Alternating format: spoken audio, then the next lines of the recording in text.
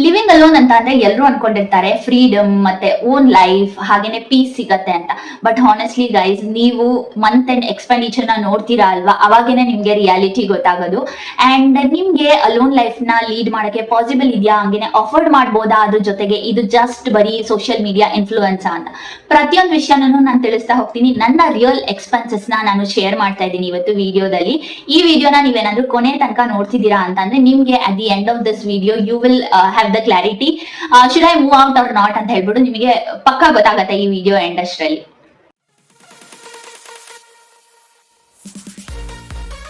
Hey guys, welcome back to my YouTube channel. Hope everyone are doing good and safe. ಇವತ್ತಿನ ವಿಡಿಯೋನ start ಮಾಡ್ತಾ ಇದ್ದೀನಿ. And ಇವತ್ತಿನ video ಏನಂತ ನಿಮ್ಗೆ ಆಲ್ರೆಡಿ ತಮ್ಮನೇಲಿ ನೋಡಿ ಗೊತ್ತಾಗಿದೆ. ಅಂಡ್ ಇದು ಡೈಲಿ ವ್ಲಾಗ್ ಅಲ್ಲ, ಇದು ಸ್ವಲ್ಪ ಡಿಫ್ರೆಂಟ್ ವಿಡಿಯೋ ನನ್ನ ಚಾನೆಲ್ ಅಲ್ಲಿ ಅಂತಾನೆ ಹೇಳ್ಬೋದು. ನಿಮ್ಗೆಲ್ಲ ಗೊತ್ತು, ನಾನು ಇವಾಗ ಸ್ವಲ್ಪ ದಿನಗಳಿಂದ ಸ್ವಲ್ಪ ತಿಂಗಳುಗಳಿಂದ ನಾನು ಮೂವ್ ಆಗಿರೋದು ಫ್ಲಾಟ್ಗೆ. ಸೊ ತುಂಬಾ ತಿಂಗಳು ಆದ್ಮೇಲೆ ನಾನು ಒಂದಷ್ಟು ದಿನ ಅನಲೈಸ್ ಎಲ್ಲ ಮಾಡಿ ಇವತ್ತು ನಾನು ಈ ಎಕ್ಸ್ಪೆಂಡಿಚರ್ ವಿಡಿಯೋನ ಶೇರ್ ಮಾಡ್ತಾ ಇದ್ದೀನಿ ನಿಮ್ಮೆಲ್ಲರ ಜೊತೆ. ಬಿಕಾಸ್ ನನ್ಗೆ ಅನ್ಸುತ್ತೆ ತುಂಬಾ ಜನಕ್ಕೆ ಇದೊಂದು ಡ್ರೀಮ್ ಇರುತ್ತೆ ಆಯ್ತಾ, ನಾನು ಒಬ್ಳೆ ಇರ್ಬೇಕು ಒಂದ್ಸಲ like at least for few months ನಾನು ಲೀಡ್ ಮಾಡ್ಬೇಕು ಲೈಫ್ ನ ಅಂತ.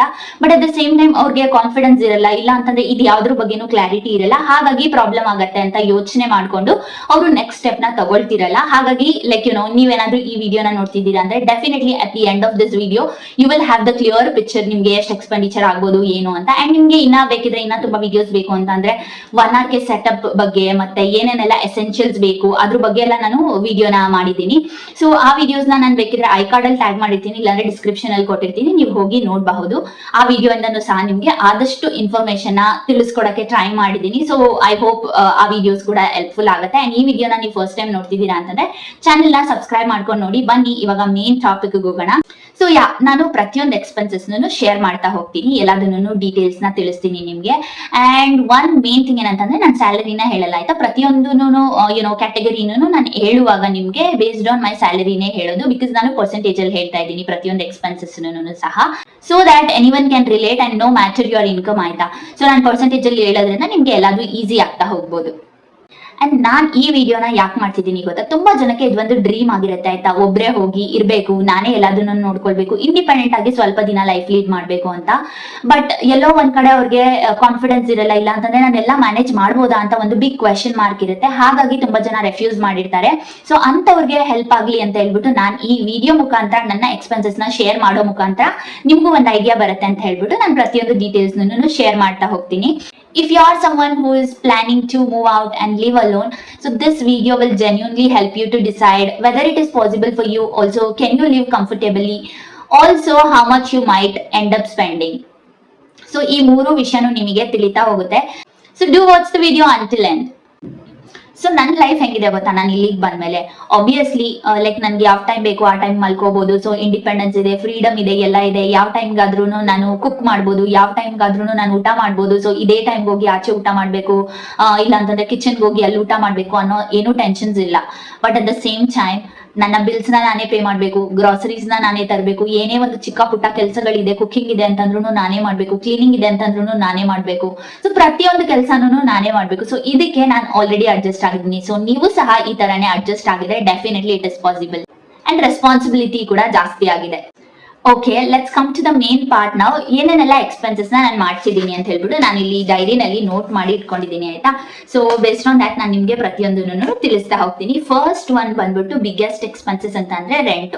ಸೊ ನೀವು ಆಲ್ರೆಡಿ ಚೂಸ್ ಮಾಡುವಾಗನೇ ನಿಮಗೆ ಗೊತ್ತಾಗಿರುತ್ತೆ ಎಷ್ಟು ರೆಂಟ್ ಇರುತ್ತೆ ಏನು ಅಂತ ಹೇಳ್ಬಿಟ್ಟು. ಸೊ ಬೇಸ್ಡ್ ಆನ್ ದಟ್ ನೀವು ಲೈಕ್ ನಿಮ್ ಸ್ಯಾಲರಿನ ಕಂಪೇರ್ ಮಾಡ್ಕೊಂಡು ಆಗುತ್ತಾ ಇಲ್ವಾ ಅಂತ ಯೋಚನೆ ಮಾಡಿ ನೀವು ಫ್ಲಾಟ್ ನ ಚೂಸ್ ಮಾಡ್ಬೋದು. ಸೊ ನಾನು ಆಕ್ಚುಲಿ ರೆಂಟ್ ಅಲ್ಲಿ ಎಷ್ಟು ಪೇ ಮಾಡ್ತೀನಿ ಅಂತ 14.52% of my salary will go to rent ಆಯ್ತಾ. ಸೊ ಏನಂತಂದ್ರೆ ರೆಂಟ್ ನ ನೀವು ಇಗ್ನೋರ್ ಮಾಡ್ಲೇಬಾರ್ದು. Because this is something like one biggest expenses you will have ಅಂತ ಅಂದ್ರೆ ಎವ್ರಿ ಮಂತ್ ನಿಮ್ಮ ರೆಂಟ್ ಆಗಿರುತ್ತೆ. So this is about rent. ನಾನು ಅವಾಗಲೇ ಹೇಳ್ದಾಗೆ 14.52% ಆಫ್ ಮೈ ಸ್ಯಾಲರಿ ನನ್ನ ರೆಂಟ್ ಹೋಗುತ್ತೆ. ನೆಕ್ಸ್ಟ್ ಬಂದು ಫುಡ್ ಮತ್ತೆ ಗ್ರಾಸರೀಸ್ ಇದೆಲ್ಲ ಅಂತಂದ್ರೆ, ಸೊ ಮೇನ್ ಆಗಿ ನಾನು ಗ್ರಾಸರಿನ ತಗೊಳ್ತೀನಿ. ಗ್ರಾಸರೀಸ್ ನನಗೆ ಆಕ್ಚುಲಿ ತುಂಬಾ ನಾನ್ ಸ್ಪೆಂಡ್ ಮಾಡಲ್ಲ, ಯಾಕಂತಂದ್ರೆ ನಾನು ಇಲ್ಲಿ 3 weeks ಇರ್ತೀನಿ, ಇಲ್ಲ 2 weeks ಇರ್ತೀನಿ, ಇನ್ನ 1 week or 2 weeks ಮನೇಲಿ ಇರ್ತೀನಿ. ಸೊ ಹಾಗಾಗಿ ನನಗೆ ಗ್ರಾಸರೀಸ್ ಜಾಸ್ತಿ ಬೇಕಾಗಲ್ಲ. ಬಟ್ ಸ್ಟಿಲ್ ನಾನು ತಗೊಳ್ಳೋದು ಹೇಗೆ ಅಂತಂದ್ರೆ ಸುಮ್ನೆ ಅನೆಸೆಸರಿ ಆಗಿ ಜಾಸ್ತಿ ತಗೊಳ್ಳೋದು ಆತರ ಎಲ್ಲ ಮಾಡಲ್ಲ. ನಾನು ಎಷ್ಟು ಅವಶ್ಯಕತೆ ಇದೆ ಅಷ್ಟು ಮಾತ್ರ ತಗೊಳ್ತೀನಿ. ಸೊ ಇವತ್ತು ಖಾಲಿ ಆಯ್ತಾ, ಸೊ ಅದನ್ನ ಇವತ್ತಿಗೆ ಆರ್ಡರ್ ಮಾಡ್ಕೊಳ್ತೀನಿ. ನಾಳೆ ಖಾಲಿ ಆಗತ್ತೆ ಅಂತ ಗೊತ್ತಿದ್ದು ನಾನು ಇವತ್ತೇನೆ ತಗೊಳ್ಳೋದು ಆತರ ತುಂಬಾ ಸಲ ಮಾಡಲ್ಲ ನಾನು. ಲೈಕ್ ನಾನು ರೇರ್ ಆಗಿ ಯೂಸ್ ಮಾಡುವಂತ ಐಟಮ್ಸ್ ಅಂದ್ರೆ ಲೈಕ್ ಈ ಎಗ್ಸ್ ಈ ತರದೆಲ್ಲ ಆದ್ರೆ ನಾಳೆ ಖಾಲಿ ಆಗುತ್ತೆ ಅಂತ ಗೊತ್ತಿದ್ರೆ ಇವತ್ತೇ ತಗೊಳ್ಳೋದ್ರಲ್ಲಿ ಒಂದು ಅರ್ಥ ಇದೆ. ಬಿಕಾಸ್ ನಾವ್ ಎವ್ರಿ ಡೇ ಕನ್ಸ್ಯೂಮ್ ಮಾಡ್ತೀವಿ. ಕೆಲವೊಂದು ಐಟಮ್ಸ್ ಅಲ್ವಾ ನಾವ್ ಎವ್ರಿ ಡೇ ಕನ್ಸ್ಯೂಮ್ ಮಾಡಲ್ಲ, ಆ ತರದನ್ನ ತಗೊಂಡ್ ಇಟ್ಕೊಳ್ತೀವಿ ಅಂತಂದ್ರೆ ಅದು ಅಟರ್ ವೇಸ್ಟ್ ಆಗಿರುತ್ತೆ.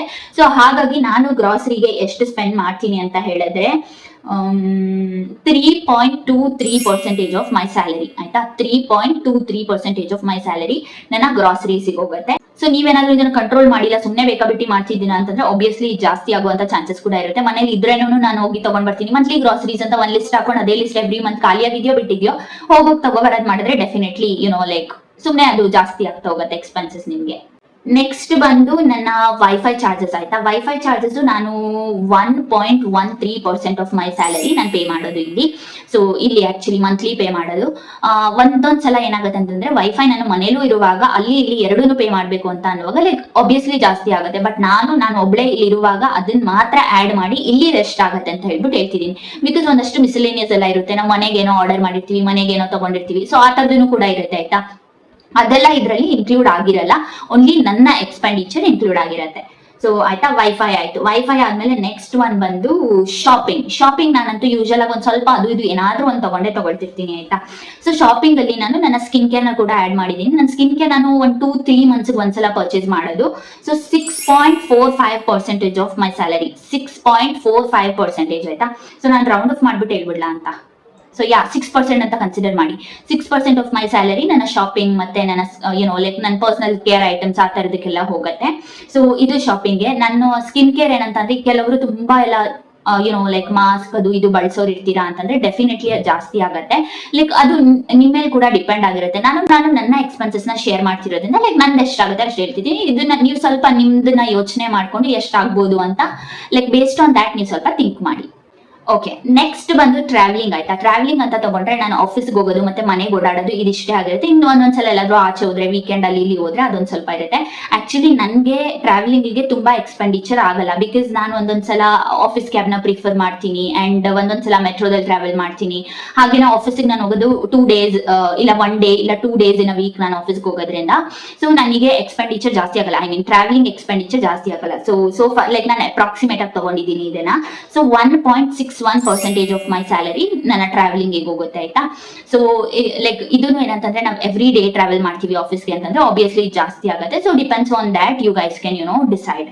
ನೆಕ್ಸ್ಟ್ ಒಂದು ಮಿಸ್ಲೇನಿಯಸ್ ಮತ್ತೆ ಔಟ್ಸೈಡ್ ಅದು ಇದು ಫುಡ್ ಇನ್ನ ಏನೋ ಸ್ಮಾಲ್ ಥಿಂಗ್ಸ್ ಅಂತೆಲ್ಲ ಹೋದ್ರೆ ಅದು ಒಂದು 3.23 I mean like around 3% of my salary ನಾನು ನನ್ನ ಮಿಸ್ಲೇನಿಯಸ್ ಎಕ್ಸ್ಪೆನ್ಸಸ್ ಮತ್ತೆ ಅದ್ರ ಜೊತೆಗೆ ಫುಡ್ ಆರ್ಡರ್ ಮಾಡೋದು ಈ ತರದ್ ಏನಾದ್ರು ಇದೆ ಅಂತಂದ್ರೆ ಸ್ಪೆಂಡ್ ಮಾಡ್ತೀನಿ.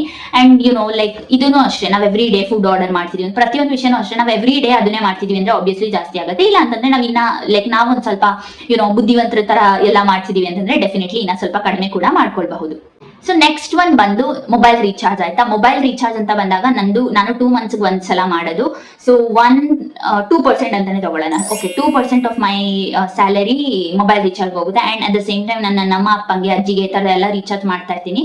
ಸೊ ಎಲ್ರಿಗೂ ರೀಚಾರ್ಜ್ ಮಾಡೋದ್ರಿಂದ ಲೈಕ್ ಅದು ಸ್ವಲ್ಪ ಅದು ಇದು ಅಂತ ನಾನು ಸ್ವಲ್ಪ ಮನಿನ ಸೆಪರೇಟ್ ಆಗಿ ಎತ್ತಿಟ್ಟಿರ್ತೀನಿ. ಅದನ್ನ ನಾನು ಇದೆಲ್ಲ ಬೇರೆಯವ್ರದ್ದು ಎಲ್ಲ ಮಾಡುವಾಗ ರೀಚಾರ್ಜ್ ಮಾಡುವಾಗ ಸೊ ಬೇರೆಯವ್ರದ್ದು ಇನ್ ದ ಸೆನ್ಸ್ ನನ್ನ ಮನೆಯವ್ರದ್ದು ಎಲ್ಲಾರ್ದು ಮೊಬೈಲ್ ರೀಚಾರ್ಜ್ ಮಾಡುವಾಗ ನಾನು ನನ್ನ ಸೆಪರೇಟ್ ಮನಿ ಇರುತ್ತಲ್ಲ ಅದರಿಂದ ನಾನು ರೀಚಾರ್ಜ್ ಮಾಡ್ತೀನಿ.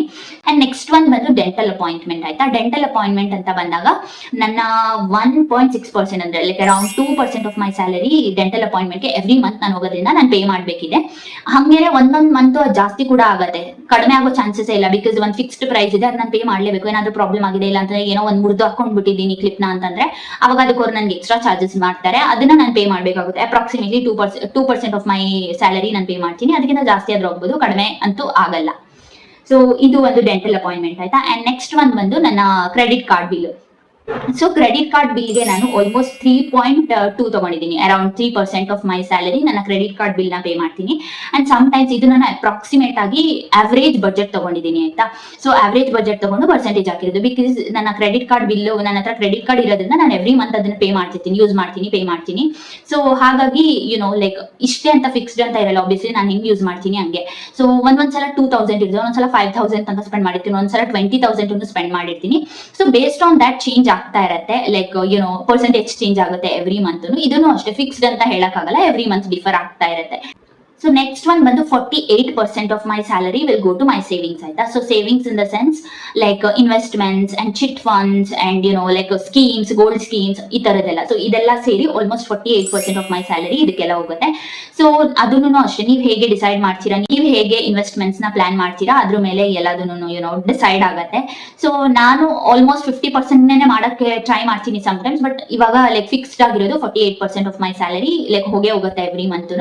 ಅಂಡ್ ಇದನ್ನ ನಾವು obviously increase ಮಾಡ್ಕೋಬೇಕು, which is good. And also at the same time one more thing which I have to mention is like ನಾವು ಅನ್ಕೊಳ್ತೀವಿ ಲೈಕ್ ತುಂಬಾ ಸೇವಿಂಗ್ಸ್ ಮಾಡಿ ಫ್ಯೂಚರ್ ಏನ್ ಮಾಡಕ್ಕೆ, ಇವತ್ತಿದ್ದವ್ರು ನಾಳೆ ಇರಲ್ಲ ಅಂತ. But at the same time ಇವತ್ತಿನ ಲೈಫ್ ನ ಇವತ್ತು ನಾವು ಎಂಜಾಯ್ ಮಾಡ್ಬೇಕು, ಇವತ್ತು ಎಷ್ಟು ಖುಷಿಯಾಗಿರಕ್ಕಾಗುತ್ತೋ ಅಷ್ಟು ಖುಷಿಯಾಗಿರ್ಬೇಕು. ಅಂಡ್ ಏನನ್ನೆಲ್ಲ ನಮಗೆ ಬೇಕು ಅನ್ಸಲ್ಲ ಅದನ್ನ ತಗೊಳ್ಬೇಕು, ಮಜಾ ಮಾಡ್ಬೇಕು, ಎಂಜಾಯ್ ಮಾಡ್ಬೇಕು ಲೈಫ್ ನ. But at the same time ನಾಳೆ ನಾವು ಬದುಕಿದೀವಿ ಅಂತಂದ್ರೆ ನಮ್ಗೆ ಏನಾದ್ರು ಬೇಕಲ್ವಾ, ಹಾಗಾಗಿ ನಾಳೆಗೆ ಅಂತ ಒಂದು ಸ್ವಲ್ಪ ಇಡೋಣ. ಸೊ ಇವತ್ತಿಗೆ ನಾಳೆ ಇರ್ತೀವೋ ಇಲ್ವೋ ಅಂತ ಯೋಚನೆ ಮಾಡ್ಕೊಂಡು ಇವತ್ತು ಆದಷ್ಟು ಎಂಜಾಯ್ ಮಾಡೋಣ.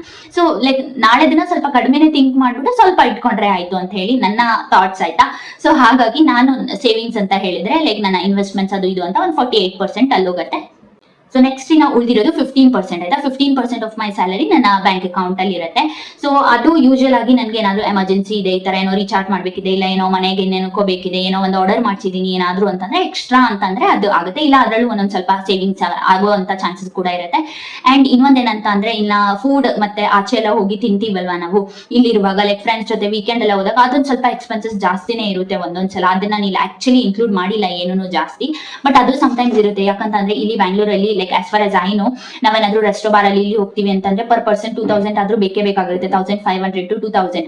ಸೊ ನಾವೇನಾದ್ರೂ ಎವ್ರಿ ವೀಕೆಂಡ್ ನಾವು ಪಬ್ ಪಾರ್ಟಿ ಅಂತ ಹೋಗ್ತೀವಿ ಅಂತಂದ್ರೆ 1.5 to 2,000 ಎವ್ರಿ ವೀಕ್ ಬೇಕಂತಂದ್ರೆ 8,000 ಅದೇ ಆಗೋಗುತ್ತೆ. ಸೊ ಆತರ ಏನಾದ್ರೂ ಲೈಕ್ ಪ್ಲಾನ್ ಮಾಡ್ಸಿದೀವಿ ಅಂತಂದ್ರೆ ಅದನ್ನೆಲ್ಲ ಸ್ವಲ್ಪ ಕಡಿಮೆ ಮಾಡ್ಕೊಳ್ಬೇಕು. ಸೊ ದಟ್ ಸೇವಿಂಗ್ಸ್ ಮೇಲೆ ಸ್ವಲ್ಪ ಕಾನ್ಸಂಟ್ರೇಟ್ ಮಾಡ್ಬೋದು. ಅಂಡ್ ಅವತ್ತಿನ ಲೈಫ್ ನ ನಾವು ಎಂಜಾಯ್ ಮಾಡಕ್ಕೆ ಕಾನ್ಸಂಟ್ರೇಟ್ ಮಾಡ್ಬೋದು. But not like all the time ನಾವು ಹೋಗಿ ತಿನ್ನೋದು ಇದೇ ಮಾಡ್ತೀವಿ ಅಂತ ಅಲ್ಲ. ಲೈಕ್ ಬೇರೆದು ಏನಾದ್ರೂ ಆಕ್ಟಿವಿಟೀಸ್ ಇರುತ್ತೆ, ನಾವು ಅದಕ್ಕೂ ಟೈಮ್ ಸ್ಪೆಂಡ್ ಮಾಡಿ ಅದ್ರ ಮೇಲೆ ಸ್ವಲ್ಪ ಮನಿ ಎಲ್ಲ ಸ್ಪೆಂಡ್ ಮಾಡ್ಬೋದಲ್ವಾ. ಹಾಗಾಗಿ ಅದೆಲ್ಲ ಯೋಚನೆ ಮಾಡಿದ್ರೆ ಒಂದ್ ಸ್ವಲ್ಪ ಈ ತರ ಏನಾದ್ರು ತುಂಬಾ ಓವರ್ ಆಗಿ ಎಕ್ಸ್ಪೆನ್ಸಸ್ ನ ಮಾಡ್ತಿದೀವಿ ಅಂತಂದ್ರೆ ಇದನ್ನ ಸ್ವಲ್ಪ ರೆಡ್ಯೂಸ್ ಮಾಡ್ಕೊಳ್ಳೋದ್ರಿಂದ ನಮ್ದ್ರಿಂದಾಗಿ ಸ್ವಲ್ಪ ಸೇವಿಂಗ್ಸ್ ನ ಜಾಸ್ತಿ ಮಾಡ್ಕೊಳ್ಬಹುದು. ಅಂಡ್ ಇಲ್ಲ ಅಂತಂದ್ರೆ ಇನ್ನ ಬೇರೆ ಏನೋ ಟ್ರಿಪ್ಸ್ ಟ್ರಾವೆಲ್ ಆ ತರ ಏನಾದ್ರು ಸ್ಪೆಂಡ್ ಮಾಡ್ಬೋದು. ಸೊ ಅದರಿಂದಾನು ಅಷ್ಟೇ ನಮ್ಗೆ like we will have that happiness ಅಲ್ವಾ. ಸೊ ಅದರಿಂದಾಗಿ ನೀವು ಈ ತರ ಎಲ್ಲ ಸ್ಪೆಂಡ್ ಆರಾಮಾಗಿ ಮಾಡ್ಕೊಳ್ಬಹುದು. So okay, one important message ನಾನು ಏನ್ ಹೇಳ್ತೀನಿ ಅಂತಂದ್ರೆ, first ask yourself that can I manage my rent and can I cook my food and eat, can I control unnecessary spending. So ಈ 3 ವಿಷಯಗಳನ್ನ ಕೇಳ್ಕೊಳ್ಳಿ ನಿಮ್ಮನ್ನ ನೀವು ಒಂದ್ಸಲ. Because living alone is not just aesthetic, it is responsibility. So first ask yourself and then decide. But at the same time ಏನ್ ಗೊತ್ತಾ, ನಿಮ್ಮ responsibility ಜಾಸ್ತಿ ಆಗತ್ತೆ, ನೀವು ತುಂಬಾನೇ ಇಂಪ್ರೂವ್ ಆಗ್ತೀರಾ ಆಸ್ ಅ ಪರ್ಸನ್. ಅಂಡ್ ನಿಮ್ಗೆ ಎಲ್ಲಾ ಸಿಚುಯೇಷನ್ ಹ್ಯಾಂಡಲ್ ಮಾಡಕ್ ಗೊತ್ತಾಗತ್ತೆ. ಅಂಡ್ ಸೆಲ್ಫ್ ಡಿಸಿಪ್ಲಿನ್ ಕೂಡ ತುಂಬಾನೇ ಜಾಸ್ತಿ ಆಗುತ್ತೆ. ಅದ್ರ ಜೊತೆಗೆ ರಿಯಲ್ ಲೈಫ್ ನ ತುಂಬಾ ಚೆನ್ನಾಗಿ ಎಕ್ಸ್ಪೀರಿಯನ್ಸ್ ಮಾಡ್ತೀರಾ. ಏನೇ ಒಂದ್ ಮುಂದೆ ಏನೇ ಒಂದ್ ಕಷ್ಟ ಬಂತು, ಏನೇ ಒಂದು ಲೈಕ್ ಪ್ರಾಬ್ಲಮ್ ಆಗ್ತಾ ಇದೆ ಅಂತ ಅಂದ್ರೂ you will know how to overcome that. So ಈ ತರ ಒಂದಷ್ಟು ಪಾಸಿಟಿವ್ ವಿಷಯಗಳು ಕೂಡ ಇರುತ್ತೆ ಇದರಿಂದ. ಸೊ ನೀವ್ ಅದನ್ನ ಹೇಗೆ ಡಿಸೈಡ್ ಮಾಡಿ ಹೇಗೆ ತಗೊಳ್ತೀರಾ ಅದ್ರ ಮೇಲೆ ಡಿಪೆಂಡ್ ಆಗಿರುತ್ತೆ ಅಷ್ಟೇ. So yeah, if you are someone planning to move out, don't get scared, be prepared, calculate ಮಾಡಿ, ಪ್ಲಾನ್ ಮಾಡಿ, ಡಿಸಿಷನ್ ತಗೊಳ್ಳಿ. ಓವರ್ ಆಲ್ ಆಗಿ ನಾನು ನನ್ನ ಎಲ್ಲಾ ಎಕ್ಸ್ಪೆಂಡಿಚರ್ ನ ಎಷ್ಟು ಪರ್ಸೆಂಟೇಜ್ ನಾನು ಸೇವ್ ಮಾಡ್ತೀನಿ, ಎಷ್ಟು ಪರ್ಸೆಂಟೇಜ್ ಏನ್ರ ಮೇಲೆ ಸ್ಪೆಂಡ್ ಮಾಡ್ತೀನಿ ಅಂತ ಪ್ರತಿಯೊಂದನ್ನು ನಾನು ತಿಳಿಸಿದ್ದೀನಿ. ಹೋಪ್ ಸೊ ಈ ವಿಡಿಯೋ ಯೂಸ್ಫುಲ್ ಆಗಿದೆ ಅಂತ. ಈ ವಿಡಿಯೋ ಸ್ವಲ್ಪನಾದ್ರೂ ಯೂಸ್ಫುಲ್ ಆಗಿದೆ ಅಂತಂದ್ರೆ ಪ್ಲೀಸ್ ಒಂದು ಲೈಕ್ ಮಾಡಿ, ಆಲ್ಸೋ ಶೇರ್ ಮಾಡಿ, ಹಾಗೇನೆ ಸಬ್ಸ್ಕ್ರೈಬ್ ಮಾಡದೆ ನೋಡ್ತಿದ್ದೀರಾ ಅಂತಂದ್ರೆ ಸಬ್ಸ್ಕ್ರೈಬ್ ಮಾಡ್ಕೊಳ್ಳಿ. ಸೊ ಇದೇ ತರ ಇನ್ನ ಏನಾದ್ರು ನಿಮಗೆ ಕ್ವಶನ್ಸ್ ಇದೆ, ಏನಾದ್ರು ಒಂದು ವಿಡಿಯೋ ಈ ತರದ ಏನಾದ್ರು ಬೇಕಿದೆ ಅಂತಂದ್ರೆ ಕಾಮೆಂಟ್ ಅಲ್ಲಿ ಕೂಡ ತಿಳಿಸಿ. ನಾನು ಲೈಕ್ ಪ್ಲಾನ್ ಮಾಡಿ ವಿಡಿಯೋಸ್ ನ ಕೂಡ ಫಿಲ್ ಮಾಡಿ ಪೋಸ್ಟ್ ಮಾಡ್ತೀನಿ. ಅಂಡ್ ಇದಾಗಿತ್ತು ಇವತ್ತಿನ simple video where I have shared all my expenditure details. So ನಿಮ್ಮೆಲ್ಲರಿಗೂ ಯೂಸ್ಫುಲ್ ಆಗಿದೆ ಅಂತ ಅನ್ಕೊಂಡಿದ್ದೀನಿ. ಸೊ ಇವತ್ತಿನ ವಿಡಿಯೋನ ಇಲ್ಲಿಗೆ ಎಂಡ್ ಮಾಡೋಣ. So being happy is a responsibility. So be happy, keep watching my channel, keep supporting, meet you up in next video. Until then take care, by.